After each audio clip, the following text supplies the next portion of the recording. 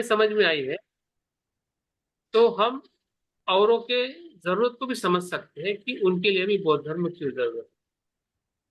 तो इन तीन बातों को ध्यान में रखते हुए ये विषय थोड़ा हमें आज मैं आपके बीच में कुछ बातें रखने वाला हूँ।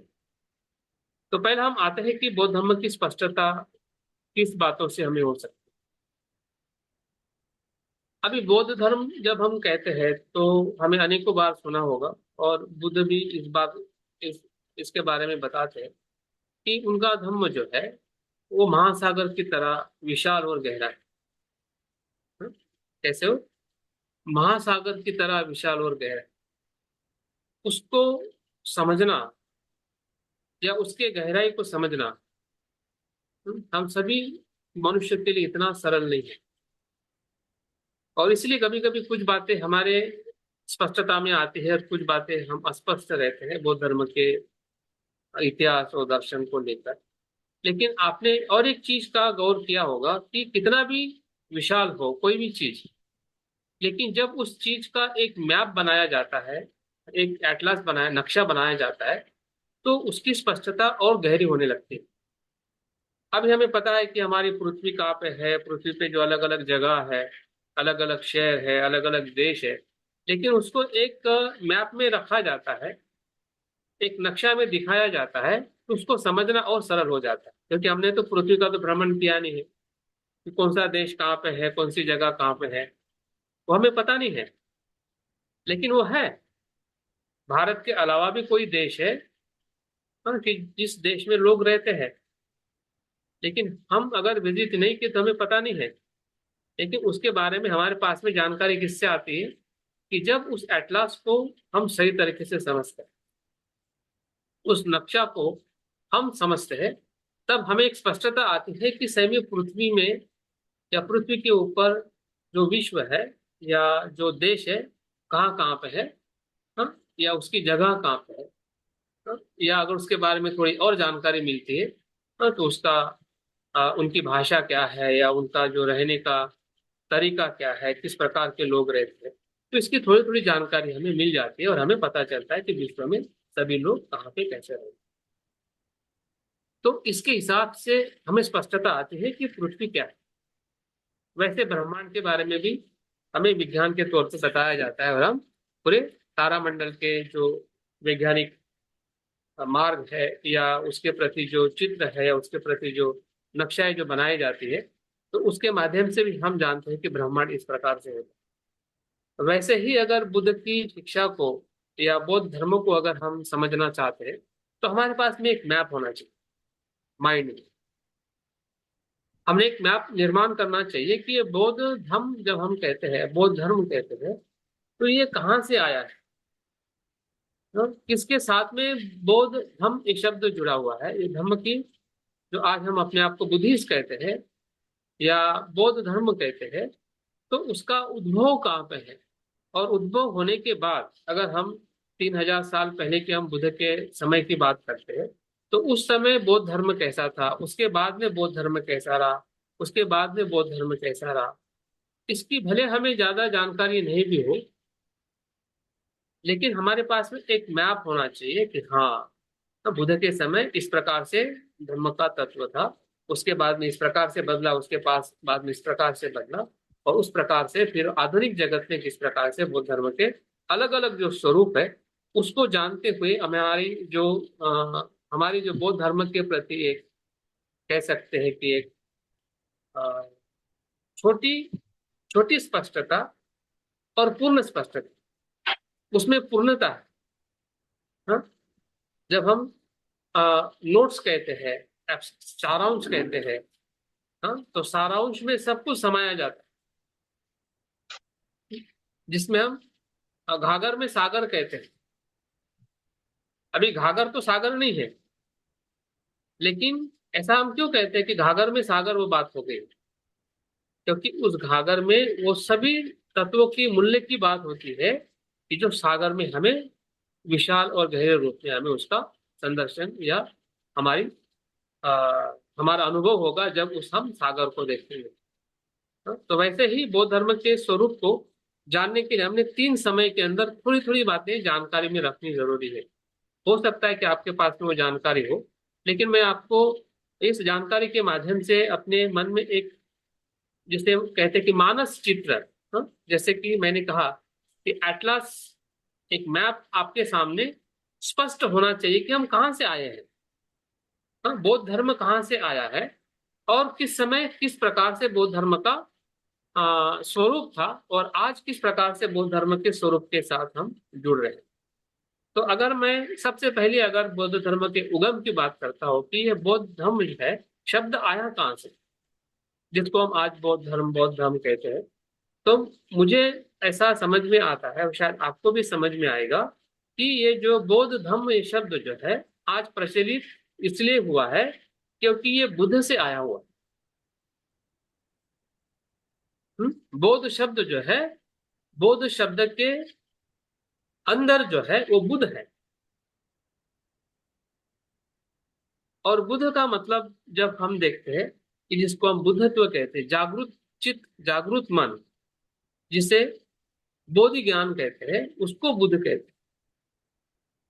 और उससे बोध ये शब्द आया। और धम्म शब्द है बुद्ध की जो शिक्षा है, बुद्ध के जो वचन है, बुद्ध का जो मार्ग है, उसको हम धम्म कहते हैं। तो बोध धम्म जब हम बात करते हैं, तो बोधि चित्त से, बुद्ध के ज्ञान से, बुद्धत्व के अनुभव से जो वचन, जो शब्द, जो मार्ग, जो शिक्षाएं आई है, उसे बौद्ध धर्म कहते हैं। ये स्वरूप हमें सबसे पहले समझने की जरूरत है कि बौद्ध, हम जब बौद्ध धर्म कहते हैं और हम अपने आप को बौद्ध कहते हैं, तो बौद्ध की परिभाषा ऐसी हो सकती है कि जो बुद्ध के वचनों का, शिक्षा का आचरण करता है, उसे बौद्ध उपासक या बुद्ध का शिष्य कहा जाता है। इस अर्थ से हम अपने आप को देख सकते हैं। और बौद्ध धर्म का जो उद्भव है, हाँ, वो ऐसे जागरूक चित्त का अनुभव है, जागरूक चित्त का मार्ग है, जिसे हम बौद्ध धर्म कहते हैं। तो उसकी अगर गहराई अगर हमें उस शब्द में पता चले कि जिस धर्म को मैं अभ्यास कर रहा हूँ वो आया कहाँ से,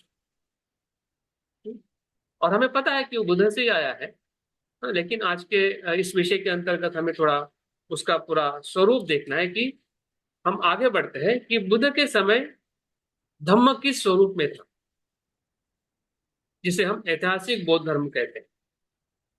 प्राचीन समय के समय की मैं अगर बात करता हूँ, तो मैं ज्यादा अ, विस्तृत नहीं बताने वाला, कुछ कुछ शब्द बताने वाला हूँ, या कुछ कुछ आपके एक मानस चित्र को निर्माण करने के लिए सिर्फ मुद्दे देने वाला हूँ। पहला मुद्दा यह है कि हम बौद्ध धर्म क्या है, तो बुद्ध की, बुद्धत्व के अनुभव से आई हुई शिक्षा बौद्ध धर्म है। ये पहला आपका मानस चित्र में एक पॉइंट आ गया।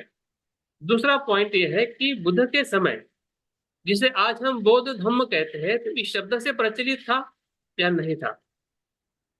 उस समय जो बुद्ध का धम्म जो है, धम्म शब्द से प्रचलित था, बौद्ध धम्म शब्द से नहीं। बौद्ध धम्म जो है ये बाद में प्रचलित शब्द हुआ, हाँ, हजारों, 500 साल के बाद में जब हम अपने आप को बौद्ध कहने लगे, या लोगों ने, हाँ, बौद्ध धम्म का प्रचार प्रसार किया, तब ये शब्द जो है, हाँ, बुद्ध के महापरिनिर्वाण के बाद, हाँ, बौद्ध धम्म या बुद्धिस्ट या बौद्ध लोगों का जो आ, आ, प्रचार प्रसार होने के बाद जो बौद्ध बने, उसको हम बुद्धिस्ट कहते हैं, या बौद्ध के, बौद्ध धर्म के अनुयायी कहते हैं। लेकिन बुद्ध के समय ऐसा बुद्ध ने कोई शब्द इस्तेमाल नहीं किया है जिसको बौद्ध धर्म कहते हैं। तो उस समय सिर्फ धम्म शब्द था, हाँ? शुद्ध धम्म।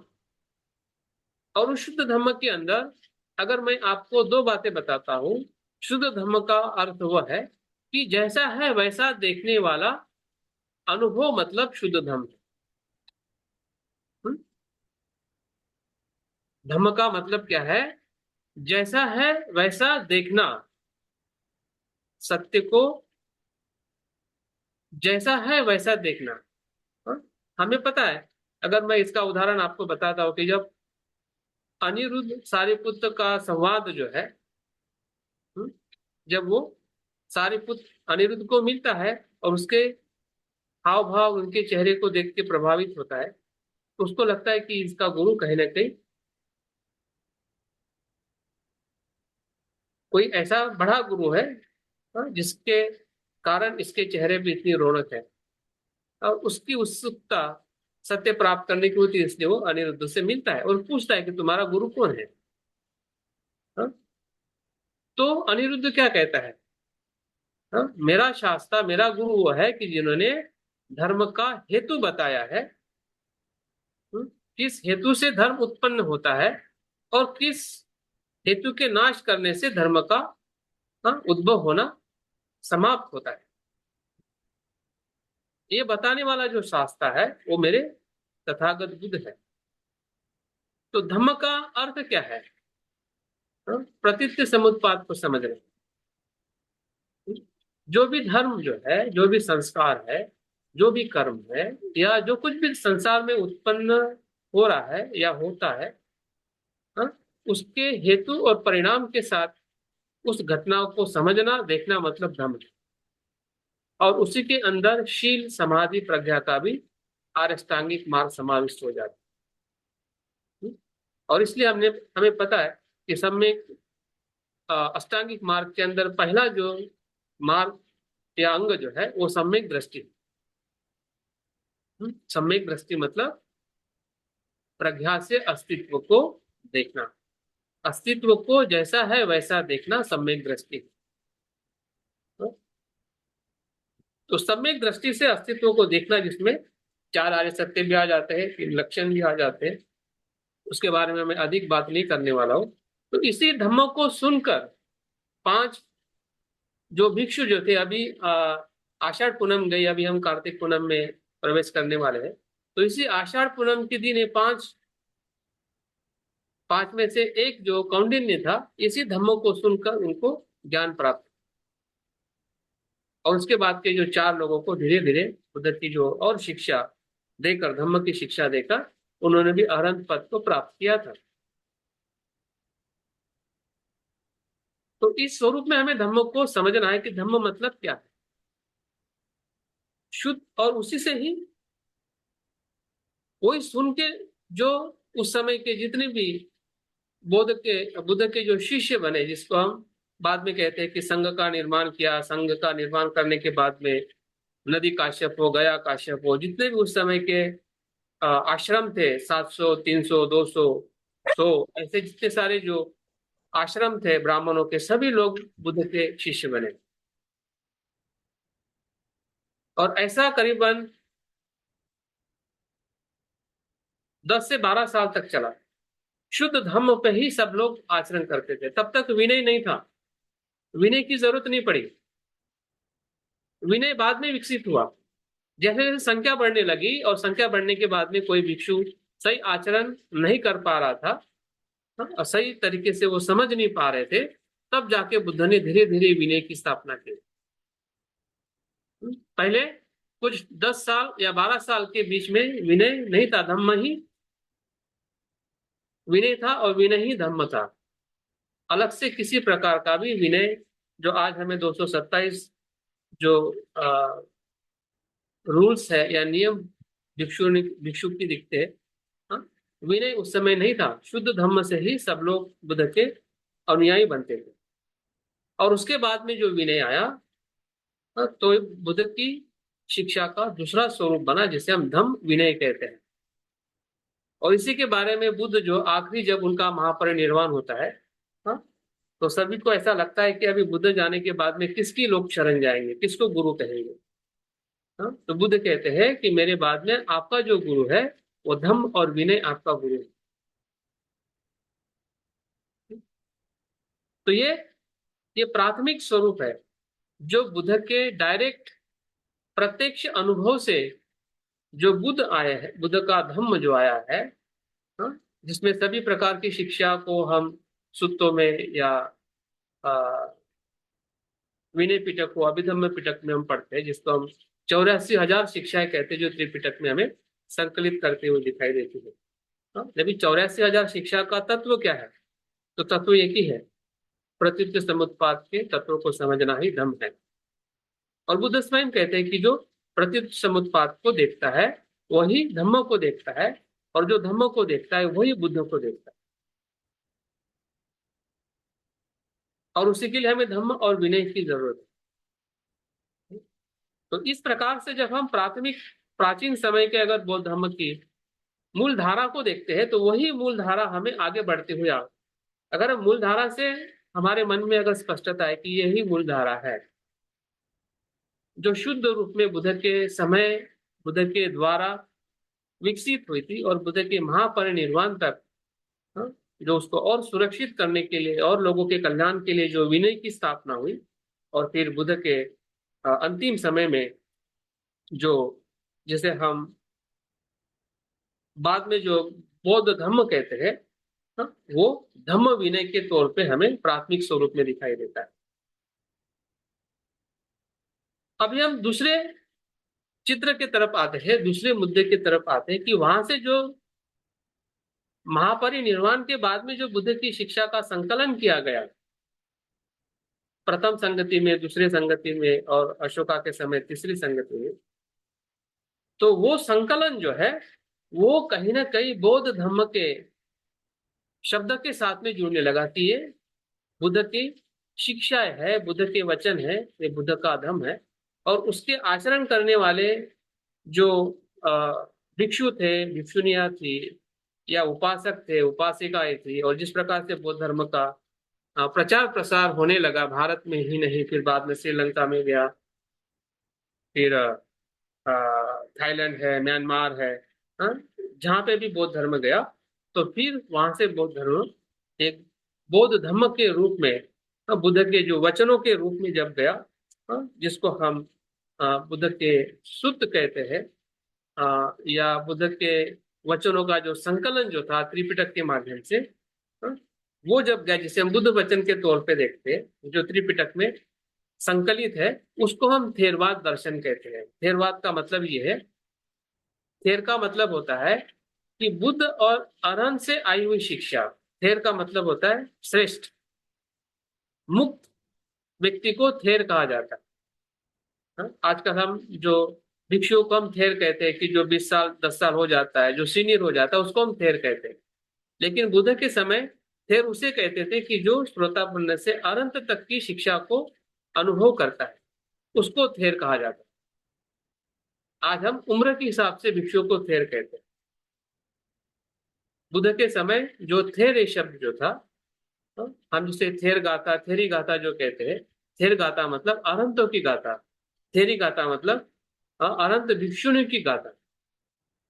और इस प्रकार से बुद्ध वचनों को बाद में थेरवाद के रूप में भी हम देखते हैं कि जो थेरवाद की जो परंपराएं जो थी, वो बुद्ध वचन के माध्यम से भारत में, और भारत के बाहर अगर हम श्रीलंका की बात करते तो वहां पे जाके वो विकसित होने लगे।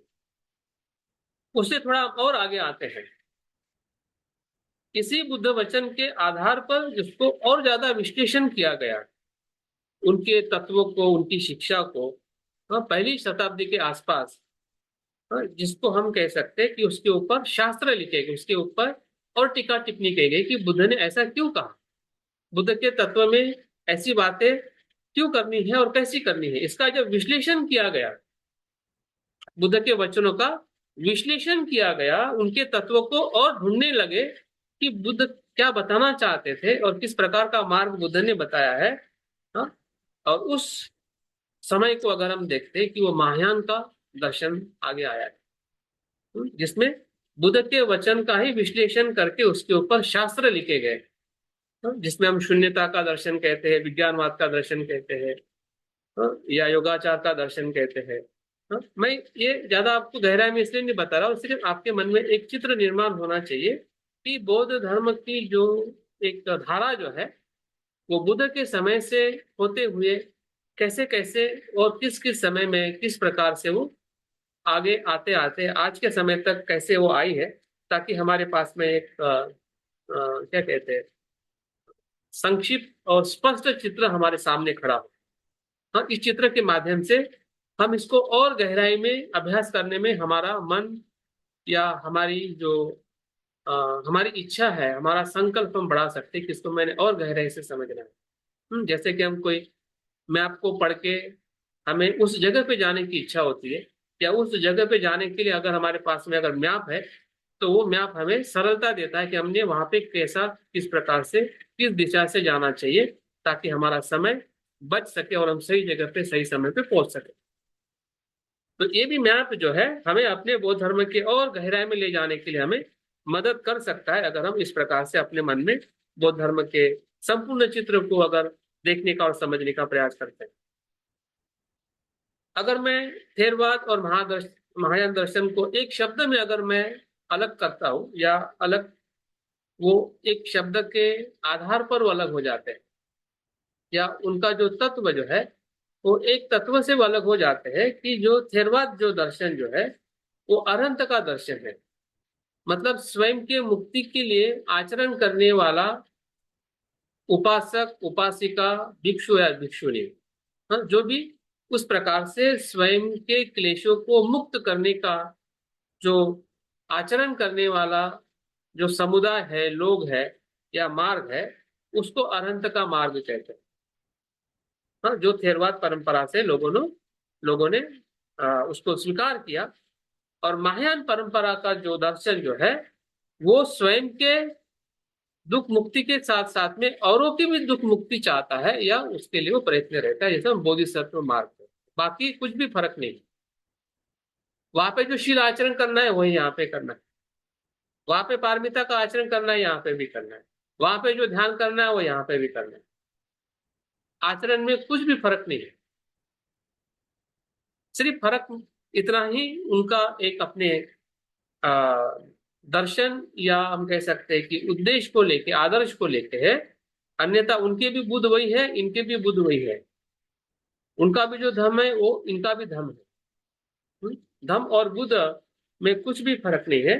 सिर्फ फर्क है उसका आदर्श की जो स्थापना करने में, या आदर्श को केंद्र में रखने में सिर्फ फर्क है। और इसके कारण बौद्ध धर्म एक अ, दूसरे डायमेंशन पे, दूसरे स्तर पर हमें पहुंचते हुए देखता है।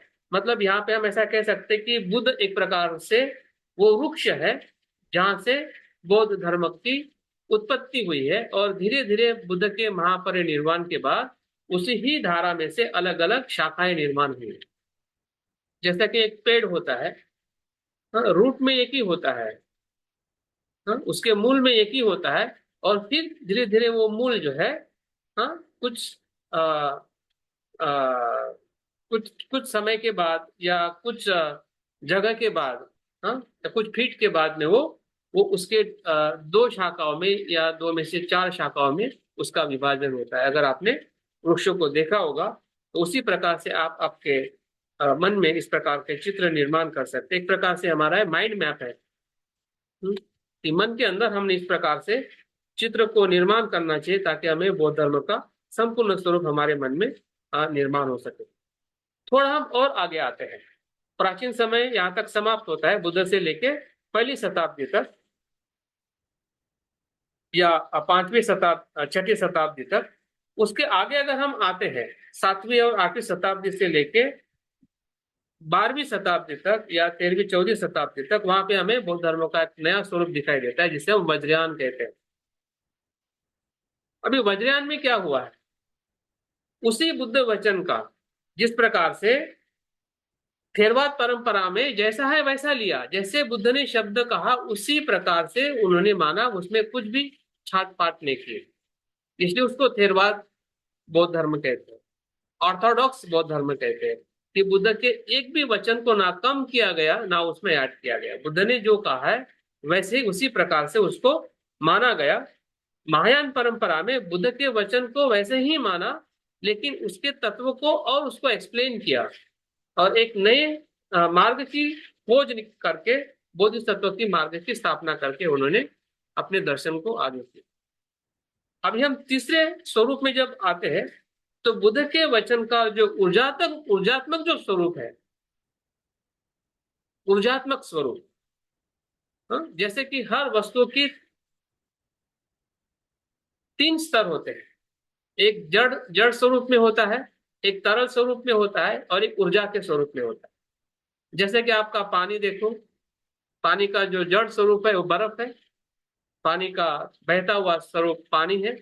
और पानी को जैसी गर्मी मिलती है, ताप मिलता है, उष्णता मिलती है, तो उसका स्वरूप जो है बाष्प में परिवर्तित होता है। उसी प्रकार से वज्रयान में बुद्ध के वचनों में जो कुछ भी तत्व था, फिर वो वीर्य हो, शांति हो, सत्य हो, प्रज्ञा हो, हाँ, उस सभी तत्वों को, सभी शिक्षा को, हाँ, ऊर्जा के स्वरूप में पहचानते हुए, हाँ, उस ऊर्जा को अपने शरीर व मन में किस प्रकार से उसका रूपांतरण किया जाए, हाँ, उसके शिक्षा का विकास करते हुए, हाँ, जिसमें हम कल्पना शक्ति या संदर्शन साधना है, मंत्र साधना है, हाँ, इस प्रकार से बुद्ध के बौद्ध धर्म के स्वरूप को हम देख सकते हैं। और वो करीबन 7वीं 8वीं शताब्दी से लेके 12वीं 13वीं शताब्दी तक, जब तक बौद्ध धर्म भारत में विकसित होते गया, या विकसित स्वरूप हमें इतिहास में दिखाई देता है, जिसमें अ, अ, नालंदा जैसे विश्वविद्यालय हो या उदंतपुरी जैसे विश्वविद्यालय हो, हाँ, उस समय के ही सभी विश्वविद्यालय की, जहाँ पे महायान और वज्रयान का अभ्यास किया जाता था। तो अगर हम इस स्वरूप को देखते हैं, तो इसका जो आदर्श जो है, जैसे कि अरहंत के आदर्श में स्वयं के मन को मुक्त करने का है, बोधिसत्व के आदर्श में स्वयं के साथ औरों को भी मुक्त करने के लिए बार बार जन्म लेना। बोधिसत्व क्या करता है कि मैं अनेकों बार जन्म लूं, हर जन्म में मैं लोगों के हित और कल्याण के लिए मैं अपने जीवन को समर्पित करूं, इस प्रकार की बोधिसत्व की प्रतिज्ञा होती है। लेकिन वज्रयान में क्या बताया गया है कि इसी जन्म में वज्रयान क्या कहता है कि मुझे बार बार जन्म नहीं लेना है, इसी ही जन्म में मैं बुद्धत्व को प्राप्त करूं और औरों को भी बुद्धत्व प्राप्त करने के लिए मदद करूं। ये वज्र सत्व का तत्व है, या वज्रयान का तत्व है, कि जो ऊर्जा का डायरेक्ट इस्तेमाल करके, फिर हमारी नकारात्मक ऊर्जा हो या सकारात्मक ऊर्जा हो, हम जो हम 10 साल में जो विकास कर सकते हैं, वो 1 साल में विकास हो जाता है, अगर हम अपनी ऊर्जा को पहचान सके। हमारे द्वेष को बदलने के लिए हमें 10 साल लगते हैं, मैत्री भावना करके या जिस जो भी हम अ, अभ्यास करते हैं। लेकिन अगर हम अपने द्वेष को पहचाने, उसकी ऊर्जा को जाने, ऊर्जा का रूपांतरण करने का अगर हम सही तरीके से, उसका जो टेक्निक है जो वज्रयान परंपरा में बताया जाता है, संदर्शन ध्यान साधना के माध्यम से, हाँ, तो उस ऊर्जा को डायरेक्ट रूपांतरित किया जा सकता है। और इसलिए उनका जो आ, उनकी जो श्रद्धा है, उनका जो विश्वास है, या उनका जो आदर्श है, वो है बुद्धत्व को इसी ही जन्म में प्राप्त करना, नहीं कि अनेक जन्मों तक, और स्वयं के लिए और औरों के लिए। जो महायान से वो आदर्श कंटिन्यू हुआ है, लेकिन अनेक जन्मों तक का जो तत्व जो है, वो हमें वज्रयान परंपरा में नहीं दिखाई देता है। वो कहता है कि इसी जन्म में। और इसलिए उस प्रकार की जो साधनाएं जो है, काया वाचा मन को शुद्ध करने के, रूपांतरण करने की जो साधनाएं जो है, हमें वज्रयान परंपरा में हमें दिखाई देती है, जो आज तिबेटियन परंपरा में उसका स्वरूप हमें देखने को मिलता है, या हमारे संघ में भी उसी कुछ साधनाओं का हम अभ्यास करते हैं। अभी हम आते हैं आधुनिक समय के अंदर, जो समय बीच का समय बौद्ध धर्म के विशेषता, भारत के परिप्रेक्ष्य में 13वीं शताब्दी से लेकर 18वीं शताब्दी तक का समय बौद्ध धर्म के रास का समय रहा है। लेकिन उसमें भी बहुत सारी बुद्ध की शिक्षा का, हम कह सकते हैं कि फिर भक्ति आंदोलन में रूपांतरण होना हो, संत परंपरा में रूपांतरण होना हो, या ये जितने भी रूपांतरण हमें भारतीय समाज और धर्म के इसमें दिखाई देते हैं, ये बौद्ध धर्म से आई हुई जो अ, आया हुआ जो दर्शन है, महायान और वज्रयान से, उसी का ही वो रूपांतरण है। और बहुत सारे जो गलत धारणाओं से भी जो लोगों ने कुछ चीजें, अंधश्रद्धा के माध्यम से भी जो चीजें लिखी ली है लोगों ने, वो भी कहीं ना कहीं एक ऐसा हम कह सकते हैं कि वो लेने का जो उनका जो तरीका जो था वो गलत था, इसलिए चीजें गलत भी हमें समाज में दिखाई देती है। हाँ? लेकिन जब हम आधुनिक समय में आते हैं, आधुनिक समय मतलब बाबा साहब का या अनागरिक धर्मपाल का समय, जिसको हम 19वीं शताब्दी कहते हैं, उस समय में बौद्ध धर्म का स्वरूप हमें और एक दूसरे स्वरूप में दिखाई देता है। जो बाबा साहब के दर्शन में हम देखते हैं कि बुद्ध वचनों को सामाजिक जो दुख है, अस्पृश्यता का दुख है, या जो असमानता का दुख है, या मानवीय जो पीड़ा है, हाँ, या असमानता है, या मानवीय जो अधिकार है, उस तत्व में, उस आदर्श में लाने का जो प्रयास जो बाबा साहब ने किया है, वो भी एक हम बौद्ध धर्म के परिप्रेक्ष्य में देखते हैं कि जो बाबा साहब का संपूर्ण जो आंदोलन जो है वो सामाजिक बौद्ध दर्शन का अनुभव है। हम्म? बुद्ध की शिक्षा में जो सामाजिकता को बदलने की जो शक्ति है या तत्व जो है, उसका लोगों ने या समाज ने किस प्रकार से आचरण करना चाहिए, जिससे एक मनुष्य एक दूसरे मनुष्य के साथ, हाँ, ऐसा व्यवहार करे कि जिसमें असमानता ना हो, जिसमें मैत्री हो, हाँ, जिसमें करुणा हो। इस प्रकार से जो व्यवहार है, उस व्यवहार को सामाजिक रूप देने का जो कार्य जो किया है बाबा साहब के आंदोलन में हमें दिखाई देता है। और सिर्फ बाबा साहब के आंदोलन में ही नहीं, अगर हम उस समय के जो आंदोलन, फिर चाइना में जो आंदोलन हुआ है, जहाँ से ह्यूमनिस्टिक बुद्धिज्म जो है, मानवतावादी बौद्ध धर्म जो है, बौद्ध चाइना में उसके कुछ शताब्दी पहले वहां पे सबसे ज्यादा विकसित हुआ। क्योंकि उस समय बौद्ध धर्म में एक ऐसे आडंबर आ गए थे कि लोग सिर्फ पूजा पाठ करने में ही बौद्ध धर्म देखते थे, या अपने घर में जो कोई मर जाता है या उसके चेतना की शुद्धि के लिए, हाँ, या उसके ही पूजा पाठ के लिए बौद्ध धर्म को ज्यादा प्रचलन करते हुए जब बौद्ध लोगों को या बौद्ध विद्वानों को दिखने लगा, तो उन्होंने पूरे बौद्ध धर्म की संकल्पना ही बदल डाली। और उस संकल्पना में सेंटर में रखा कि बुद्ध की शिक्षा सिर्फ मनुष्य के लिए, मानवता के कल्याण के लिए है, रोज के जीवन के लिए है, रोज के सुख के लिए। और वहां से एक नया जो संकल्पना जो हमें चाइना में है, और चाइना से भी बाद में वियतनाम वियतनाम में, अगर आपने चिकना खान का अगर आपने नाम सुना होगा, हाँ, जो आचार्य होके गए हैं, जिसको हम एंगेज बुद्धिज्म का जो शब्द आपने सुना होगा। एंगेज बुद्धिज्म मतलब सामाजिक जो समस्या है, उस समस्या को समाधान करने के लिए बुद्ध की शिक्षा, जिसमें माइंडफुलनेस है, करुणा है, प्रत्युत्तर समुत्पाद है, मैत्री है, इन तत्वों को कैसे इम्प्लीमेंट करना है, कैसा उसका उपयोग करना है, उसके बारे में उसको समझाया जाता है। और उस प्रकार से बुद्ध की शिक्षा का अधिकाधिकार लोगों के हित और कल्याण के लिए उसका आचरण किया जाता है। तो इस प्रकार से सामाजिक दर्शन में आज बौद्ध दर्शन हम देख सकते हैं, जो बाबा साहब और पूरे विश्व में इस प्रकार का नेटवर्क, इस प्रकार की जो बुद्ध की जो संकल्पना है, बौद्ध धर्म की जो मानवतावादी जो दृष्टि है, उससे हजारों और लाखों लोग इसमें प्रभावित होकर इस कार्य में आगे बढ़ते आ रहे हैं। तो एंगेज बुद्धिज्म मूवमेंट के अंदर और जो हमारा ट्रेडिशनल बुद्धिज्म है, इसमें फर्क है। क्योंकि ट्रेडिशनल बुद्धिज्म में हर एक बौद्ध को दीक्षा लेनी पड़ती है, और बुद्ध धम्म संघ की शरण में जाके आपके आगे के आचरण को आगे लेके जाना पड़ता है।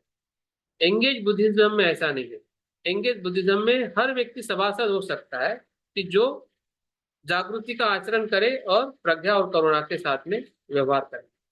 वहां पे जरूरी नहीं है कि आपको बुद्धं शरणं गच्छामि कहना है, या किसी बौद्ध होने का सभासद होना है, या बौद्ध होने की दीक्षा लेनी है, तब आप एंगेज बुद्धिज्म का सभासद हो सकते हैं, ऐसा नहीं है।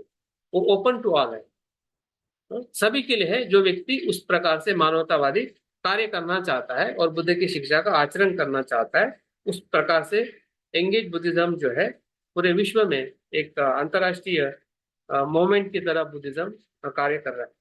तो इस प्रकार से हम बौद्ध की शिक्षा को आधुनिक परिप्रेक्ष्य में देखने के लिए हमने अपने चित्र में मन में देखना चाहिए कि बौद्ध धर्म किस प्रकार से आगे बढ़ रहा है, कि जिसके हम भी कहीं ना कहीं उसके हम सहभागी है, या बौद्ध धर्म को उस प्रकार से हमें समझने की जरूरत है। और आखिरी और बहुत ही महत्वपूर्ण जो बुद्ध के वचन की और एक स्वरूप है, वो एकेडमिक बुद्धिज्म। क्योंकि एकेडमिक बुद्धिज्म 18वीं शताब्दी तक विश्व में नहीं था, सिर्फ ट्रेडिशन बुद्धिज्म था। शिक्षा क्षेत्र में बौद्ध धर्म पढ़ाया नहीं जाता था।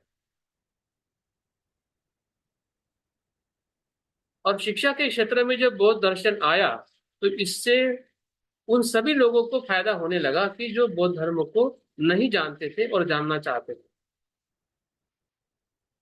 और उसमें उसके कारण जो शैक्षणिक स्तर पर जो बुद्ध की शिक्षा के जो तत्व है, मूल्य है, या उसकी जो आवश्यकता है शिक्षा के क्षेत्र में, ताकि शिक्षा का स्तर एक मानवतावादी हो सके, वैज्ञानिक हो सके, और सही अर्थ में लोगों को शिक्षा के शिक्षा का लाभ मिल सके, इस अर्थ से शैक्षणिक बौद्ध धर्म को एक बहुत बड़ी पहचान लोगों ने दी है, कि जो इस क्षेत्र में आगे बढ़ते हुए कार्य किए कर रहे हैं।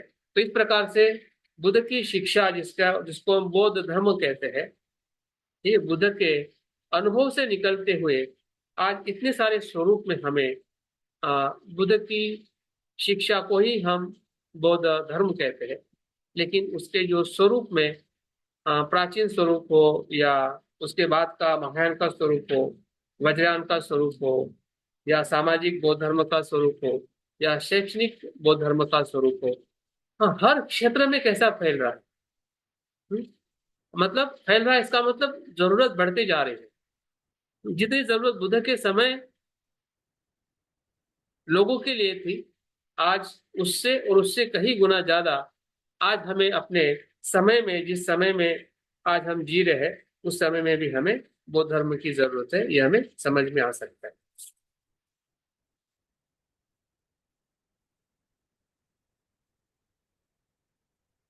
समय कितना है कर्मादित्य?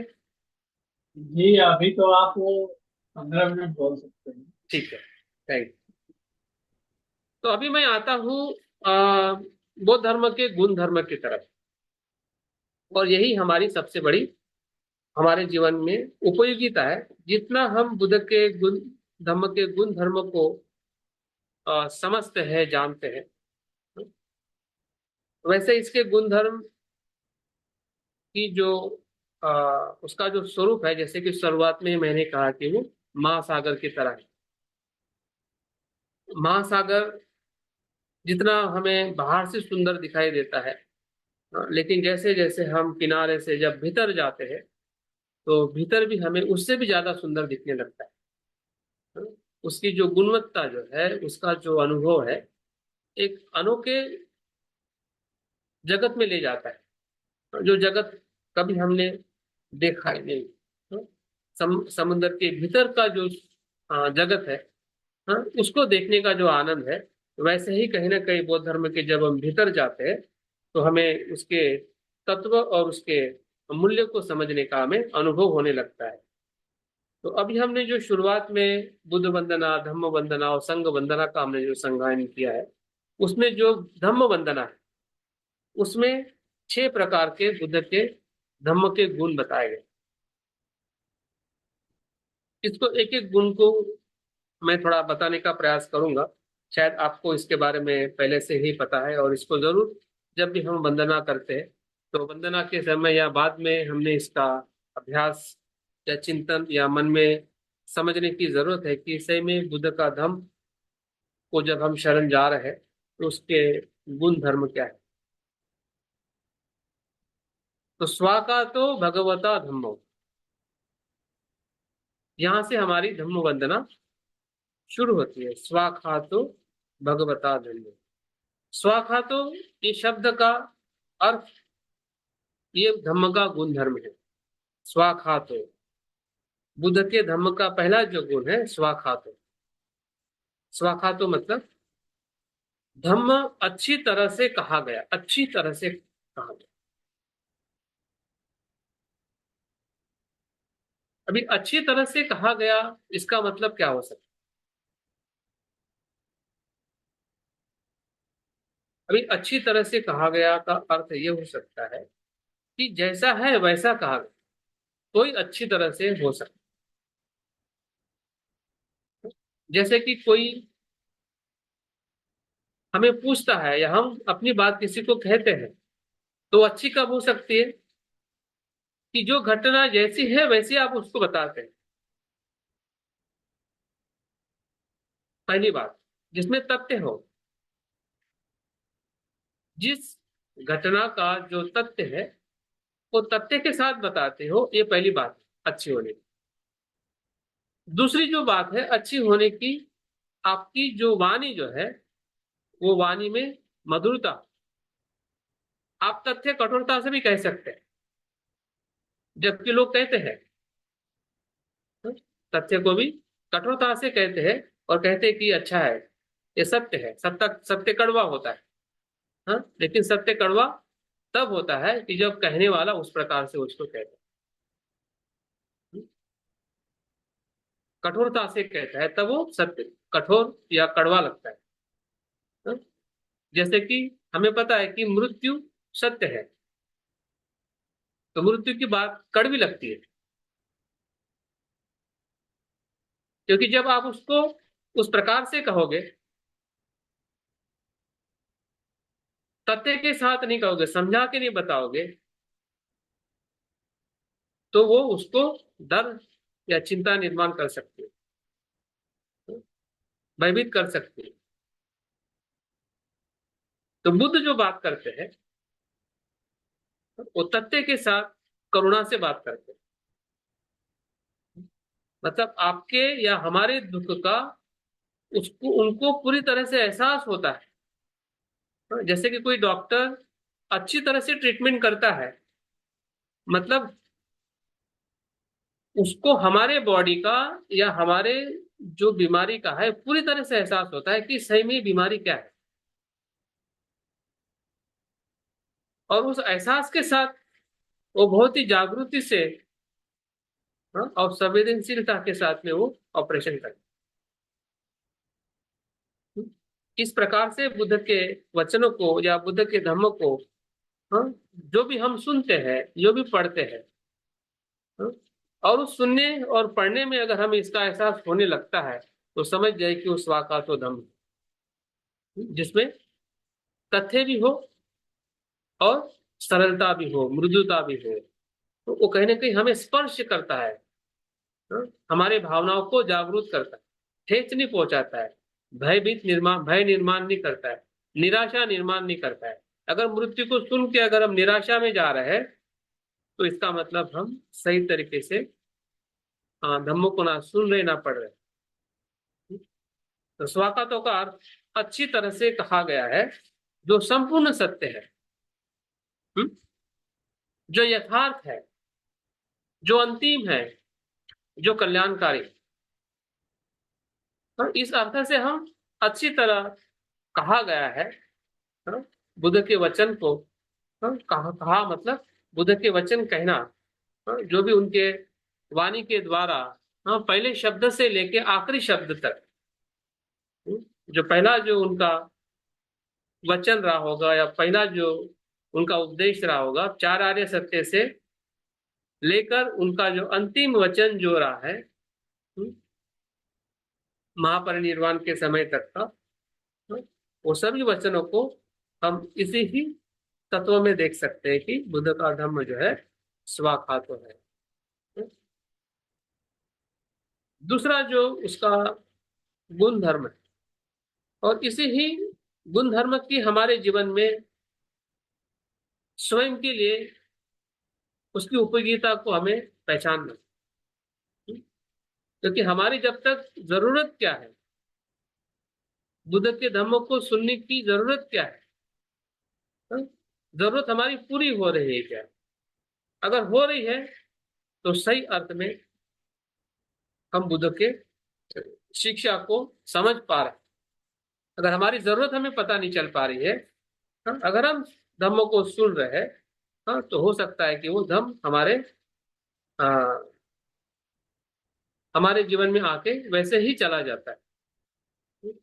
तो हमारी जरूरत, हमारी आवश्यकता, हमारा दुख जो है, हाँ, दुख के साथ में हमारी जरूरत को हमें समझने की जरूरत है। अगर समस्या का अगर हमें अनुभव हो रहा है, तो बुद्ध के शब्द भी हमारे उस समस्या को स्पर्श करके, हाँ, गहराई में हमें लेके जा सकते हैं। और इसलिए दूसरा जो गुण धर्म है वो है संदिग्ध।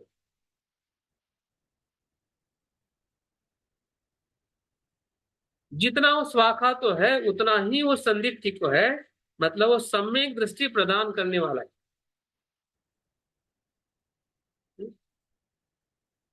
बुद्ध का धर्म बुद्ध के अनुभव से आया है, और सम्यक दृष्टि जो सुनता है उसको प्रदान किया जाता है। हम्म? बुद्ध का धम्म जो है, जो बुद्ध ने कहा है, वो बुद्ध से आया है। लेकिन जब हम सुनते हैं तो क्या होता है, सम्यक दृष्टि को प्राप्त कराते। जो दृष्टि बुद्ध को प्राप्त हुई है वही दृष्टि हमें प्राप्त करता है, तो वो धम्म है। हाँ?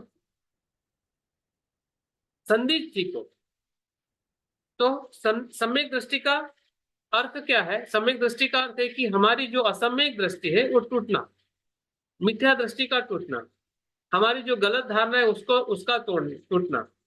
मिथ्या दृष्टि है, सत्काय दृष्टि, उसका टूटना मतलब सम्यक दृष्टि। हम्म? उस सम्यक दृष्टि का उद्भव होना मतलब असम्यक दृष्टि का टूटना। तो असम्यक दृष्टि हमारी क्या है और कौन सी टूटी है? कौन सी टूटने के प्रयास में हम बुद्ध के वचन को सुन रहे हैं या बुद्ध का धम्म को ग्रहण कर रहे हैं? ये हमारे लिए फिर से एक प्रकार से अवलोकन है कि हम क्या उस बात का अवलोकन कर पा रहे हैं।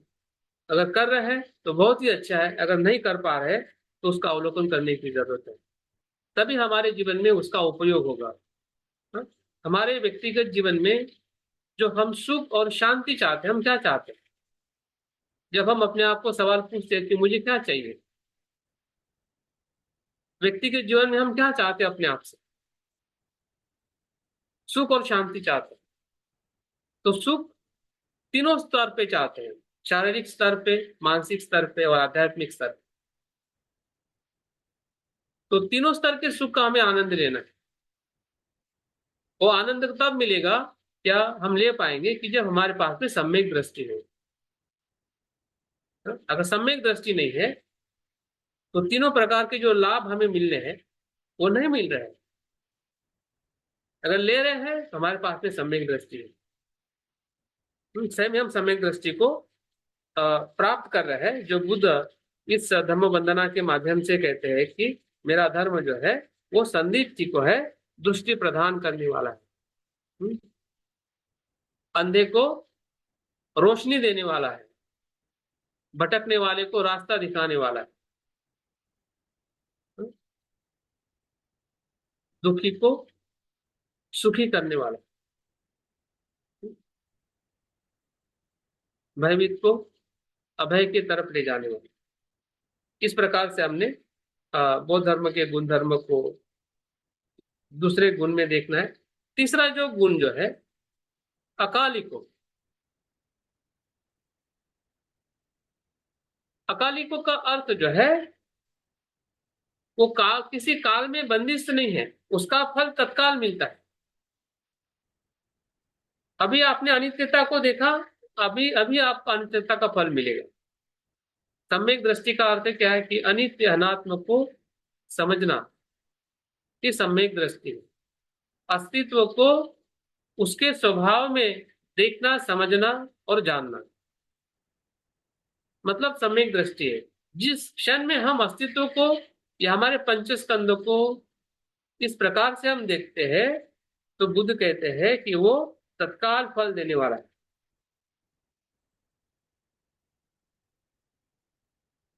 वो बाद में फल देने वाला नहीं है, वो अभी फल देने वाला है।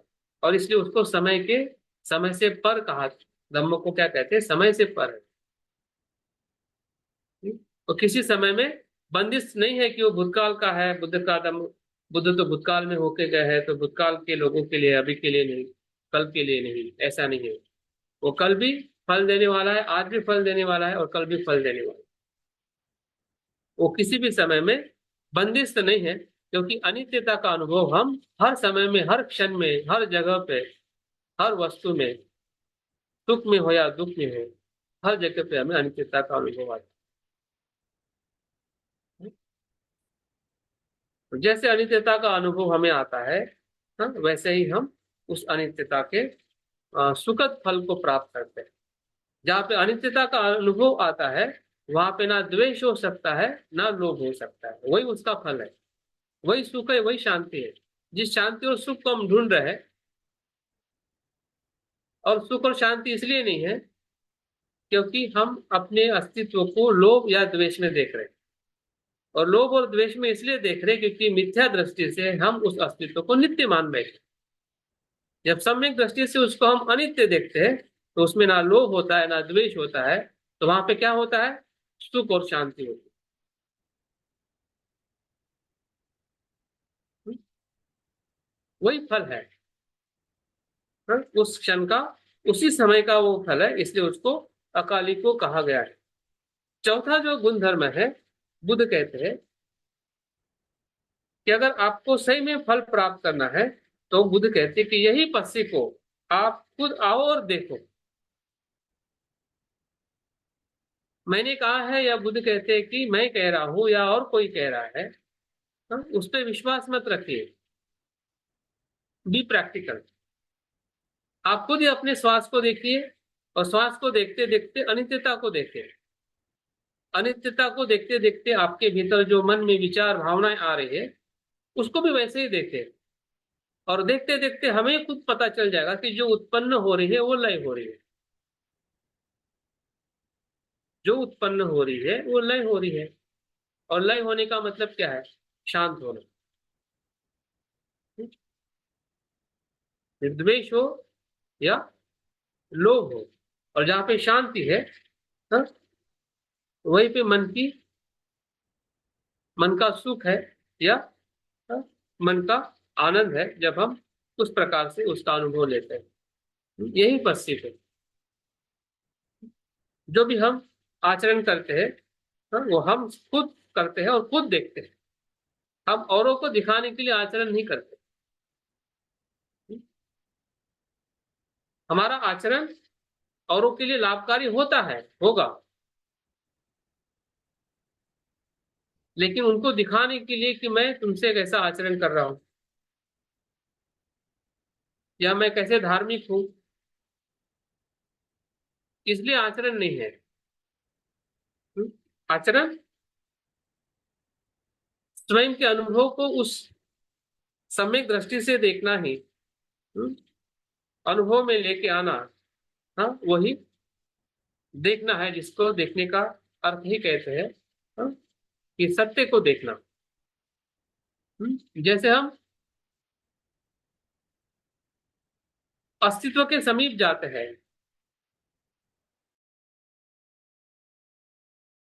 वैसे ही वो दिखने लगता है। जैसे कि हम दूर से पहाड़ देखते हैं तो हमें पहाड़ अलग दिखाई देता है, लेकिन आप पास पास में जाते हैं तो तब लगता है कि पहाड़ पे कितने सारे पत्थर है, झाड़ी है, कांटे हैं, हाँ?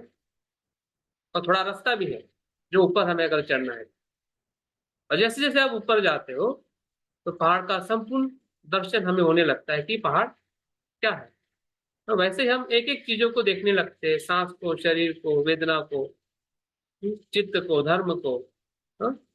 तो शुरुआत में हमें थोड़ा अलग दिखाई देगा, बाद में अलग दिखाई देगा, और एक प्रकार से हमें संपूर्ण दिखने लगेगा कि जो सांस का आना जाना है, उत्पन्न होना, लय होना है, वही सभी पंचस्कंद का अनुभव है।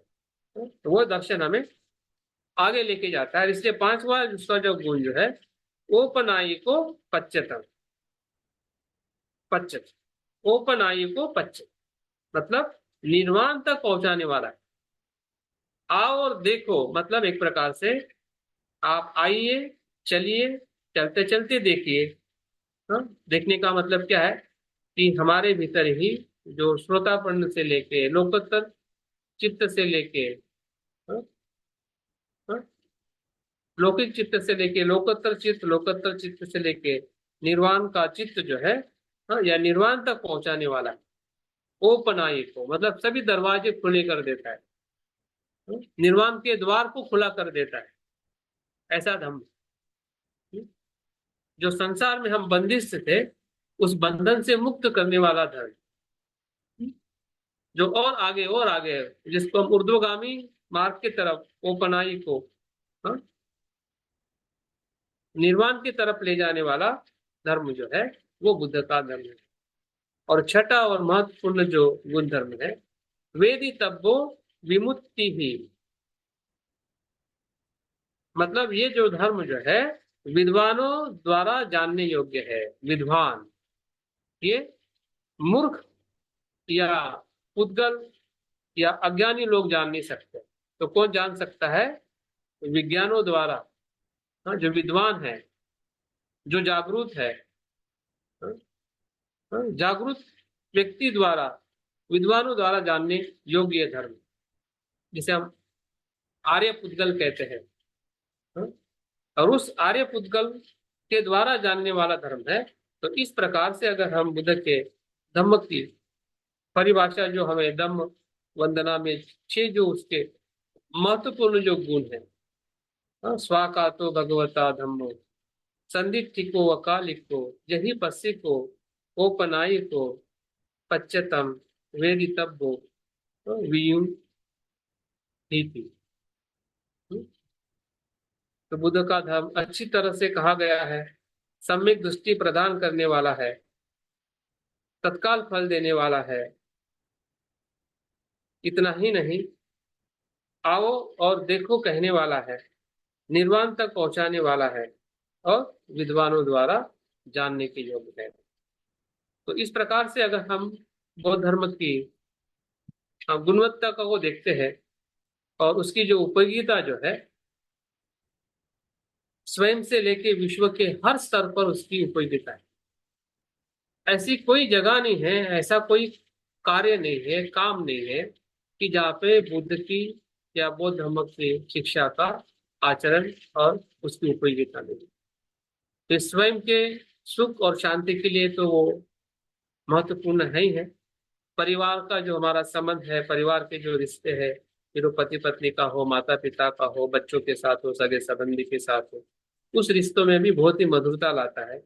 समानता के साथ या एक मैत्रीपूर्ण संबंध स्थापित करने के लिए हमें उसका उपयोग होता है। समाज के हित और कल्याण के लिए, फिर वो हमारे पड़ोसी हो, अन्य प्रांत के लोग हो, अन्य देश के लोग हो, अन्य भाषा के लोग हो, अन्य समाज के लोग हो, उनके साथ में भी मैत्रीपूर्ण कैसे रहना है, हाँ, इसके बारे में बौद्ध धर्म हमें बहुत ही उपयोगी है। और इतना ही नहीं कि आज के वैज्ञानिक जगत में, फिर वो मनोविज्ञान हो, समाज शास्त्र हो, पर्यावरण हो, आर्थिक क्षेत्र हो, राजकीय क्षेत्र हो, हर जगह पे बुद्ध धर्म की शिक्षा का आज अनुसरण किया जा रहा है। हम देख रहे हैं कि हमारा खुद का भारत का जो संविधान है, या बाबा साहब का पूरा आंदोलन है, या विश्व में जितने भी महान वैज्ञानिक होके गए हैं, या जहाँ जहाँ पे भी बुद्ध शिक्षा अ, जिस देशों में पूरी तरह से अपनाई गई है, जैसे कि जापान है, म्यांमार है, श्रीलंका है, जितने भी एशियन बुद्धिस्ट कंट्री है, वो बहुत ही सुख और आनंद से रहते हैं, हाँ, क्योंकि उनके पास में बुद्ध की शिक्षा का जो एक लंबा अनुभव है, उनके पूरे परंपराओं के साथ, लेकिन साथ साथ में वो आधुनिक अध्ययन करके भी वो बुद्ध धर्म के उस पक्ष को भी समझना चाह रहे हैं कि किस प्रकार से बुद्ध की शिक्षा उनके देश में ही नहीं, उनके परंपराओं में ही नहीं, तो अन्य परंपरा, अन्य देशों में भी बुद्ध की शिक्षा कैसे ज्यादा से ज्यादा लाभान्वित हो, इसलिए भी वो निरंतर अभी आगे आगे वो निरंतर प्रयास करते आ रहे हैं। तो इस प्रकार से मुझे लगता है कि जो बात मैं इस आज के अभ्यास वर्ग में जो बताने का जो मैंने प्रयास किया है कि बौद्ध धर्म जो है, उसके स्वरूप का एक मानचित्र जो है हमारे मनो मनोपटल पे एक स्पष्टता के साथ में हमने समझने की जरूरत है, क्योंकि हम काफी लंबे समय से संघ के साथ जुड़े हुए, धम्म के साथ जुड़े हुए, लेकिन कहीं ना कहीं हमारी बहुत ही अस्पष्टता रहती है, बिखराट रहती है कि ये है सही कि वो सही है। सब कुछ उस धारा से आया हुआ है, और उस धारा से जो आज के लिए हमें जो उपयोगी है और हमारे तीनों स्तर को विकसित करने के लिए मदद कर सकती है, फिर हमारा खुद का विकास हो, जिसे हमारे मन की जो क्लेश को मुक्त करना हो, अरहंत का मार्ग हो या बोधिसत्व का मार्ग हो लोगों के कल्याण के लिए, या अगर हमें लग रहा है कि मैं इसी जन्म में बुद्धत्व को मुझे प्राप्त करना है, तो इसका ऊर्जा का स्वरूप है, सामाजिक स्वरूप है, शैक्षणिक स्वरूप है, मनोवैज्ञानिक स्वरूप है। हर स्वरूप के साथ में अगर हम बौद्ध धर्म को एक एक क्या कहते हैं, उसका जो वृक्ष जो है, उस ब्रांचेस में अगर हम देखते हैं, तो हम एक बहुत ही एक मजबूत, और हमारी जो श्रद्धा जो है कि किस प्रकार से बौद्ध धर्म बुद्ध से लेके अभी तक भारत में ही नहीं पूरे विश्व में किस प्रकार से वो विकसित हो रहा है, विकसित होने वाला धर्म है, लोगों को कल्याण और सुख देने वाला धर्म है। जो बुद्ध की शिक्षा भारत में ही नहीं पूरे विश्व को नहीं, पूरे ब्रह्मांड को समाविष्ट करने वाली शिक्षा है। और इसलिए अगर आपने आइंस्टाइन, अल्बर्ट आइंस्टाइन का नाम सुना है, जो सबसे बड़े वैज्ञानिक आधुनिक जगत में होके गए, उनका स्टेटमेंट है कि बुद्ध की वो शिक्षा है कि जो सिर्फ विश्व को ही नहीं, विश्व के अलावा भी जहाँ पे भी कहीं अगर जगत है इस ब्रह्मांड में, तो पूरे ब्रह्मांड को समाविष्ट कर सकता है। क्योंकि उसमें ना पाखंड है, ना ईश्वरवाद है, जो कुछ है सत्य, मानवता, हाँ, और मानवीय मूल्य के आधार पर बुद्ध की शिक्षा है। इसलिए हर समय में, हर जगह पे, हर मनुष्य के लिए ये उतनी ही उपयोगी जितनी आज हमारे लिए या हमारे समाज के लिए। तो मैं बहुत बहुत साधुवाद देते हुए मैं अपनी बात को पूर्ण करना चाहूंगा।